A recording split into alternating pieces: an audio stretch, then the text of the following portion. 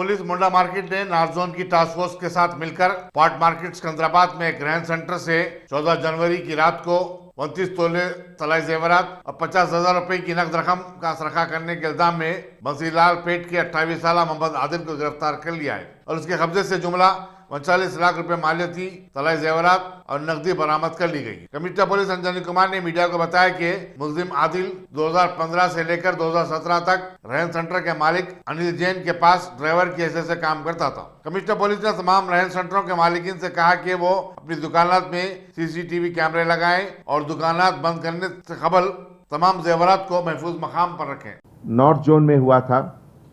जिसमें कि महाकाली डीआई पुरुषोत्तम ने बहुत अच्छा काम किया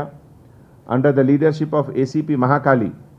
जिसमें कि intact stolen jewellery almost 1000 grams gold, 200 grams silver, cash सब मिलाकर लगभग 39,14,900 रुपीज़ वर्थ आइटम का रिकवरी हुआ, जिसमें कि accused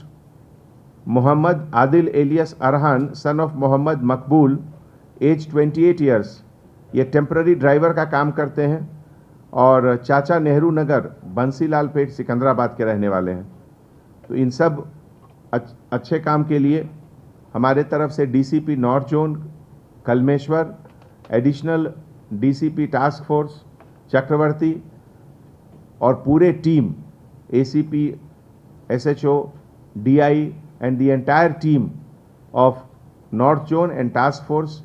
hearty congratulations to them. Thank you.